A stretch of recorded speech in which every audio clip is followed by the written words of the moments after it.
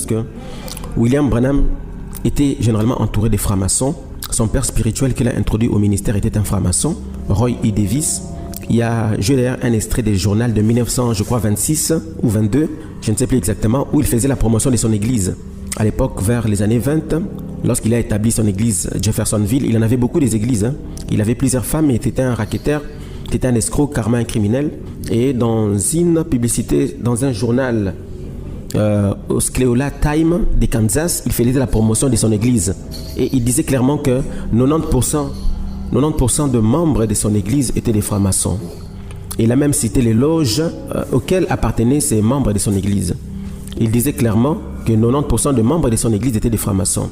Et dans les 90%, les anciens étaient également des francs-maçons. Et à cette époque, les anciens de l'église étaient des gens comme Santi Davidson. Il y avait également Santi Davidson, il y avait aussi George D.